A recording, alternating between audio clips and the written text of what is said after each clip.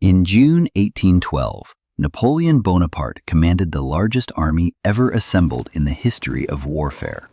680,000 soldiers, 400,000 horses, enough artillery to flatten cities.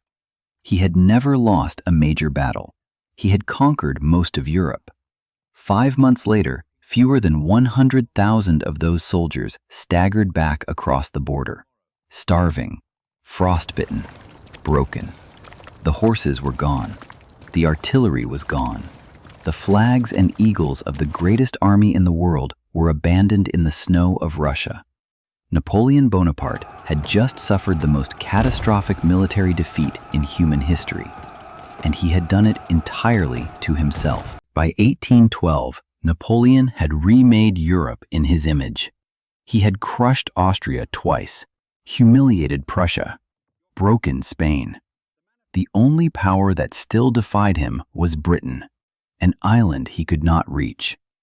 So Napoleon had constructed the continental system, a total economic blockade designed to strangle Britain by cutting off its European trade. But Russia, under Tsar Alexander I, had quietly begun ignoring it. Russian ports were trading with Britain again. For Napoleon, this was intolerable. The solution seemed simple: march into Russia, destroy the Russian army in one decisive battle, as he had destroyed every other army he had faced. Force Alexander to terms, return home before winter. He had done it before. He would do it again. He was wrong about almost everything. On June 24, 1812, the Grande Armée began crossing the Niemen River into Russian territory. The crossing took 3 days. 3 days to move an army so vast it defied comprehension. Soldiers, horses, cannon, supply wagons stretching back beyond the horizon. The Russian commander Barclay de Tolly looked at the numbers and made a decision that would ultimately destroy Napoleon. He refused to fight. Instead of meeting the Grande Armée in the decisive battle Napoleon needed, the Russians retreated, and retreated, and retreated further, burning crops as they went, destroying bridges, emptying villages of food and livestock, leaving nothing for the invaders to live on. Napoleon, who had built his entire military career on the annihilation of enemy armies in single, decisive engagements, had no answer for an enemy who simply refused to be annihilated. By early September, the Grande Armée had been marching for 2.5 months through scorched, empty land. Disease had killed tens of thousands.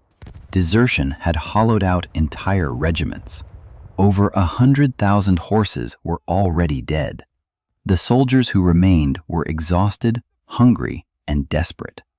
On September 7, 1812, at a village called Borodino, 70 miles west of Moscow, the Russian army finally turned and stood. What followed was the single bloodiest day of the Napoleonic Wars. 150,000 French soldiers attacked 120,000 Russians across a front of several miles. Artillery fired without pause from dawn until dusk. By nightfall, 70,000 men were dead or wounded. 70,000 in a single day. Napoleon held the field. The Russians retreated in good order.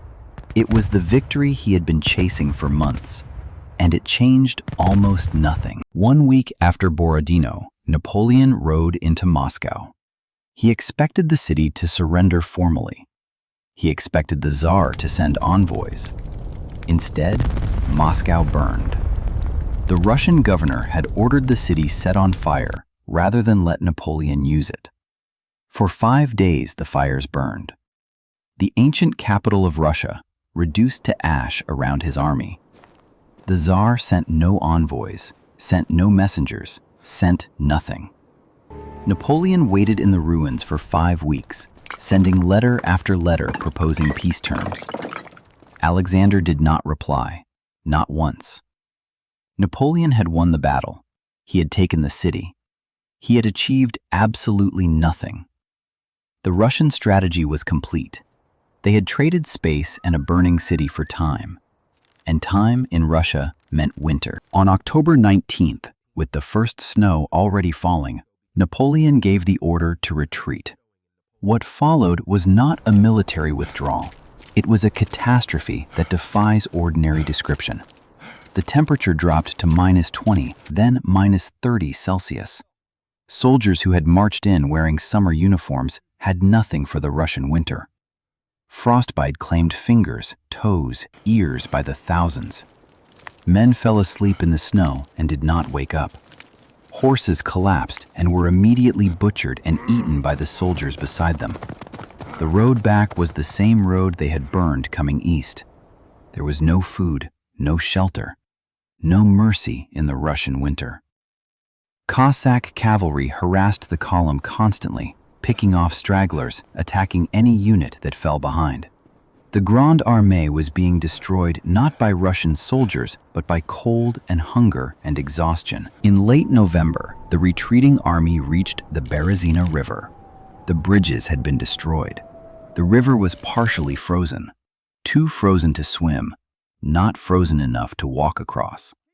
Russian armies were closing in from 3 directions. For 3 days, French engineers worked in the freezing water building pontoon bridges, while Russian artillery bombarded them continuously. Thousands drowned. Thousands were killed by artillery. Thousands were simply left behind when the bridges were cut on November 29th. Of the 680,000 soldiers who had crossed the Niemen in June, perhaps 90,000 crossed back. The campaign had consumed almost 600,000 human lives in 6 months. Napoleon left his army in December and rode back to Paris in a closed carriage, leaving his soldiers to their fate in the Russian snow. Napoleon would fight on for 2 more years before his final defeat at Waterloo. But he never recovered from Russia. The losses were simply too great, in soldiers, in horses, in experienced officers, and in the reputation for invincibility that had been his most powerful weapon. Every army he faced after 1812 knew that he could be beaten. Russia had taught them that.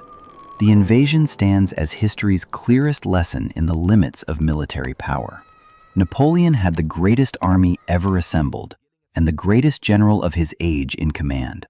And he lost everything, not to a superior enemy, but to an enemy who understood one thing he did not, that the greatest victories are sometimes won not by fighting, but by surviving. Russia survived. Napoleon did not.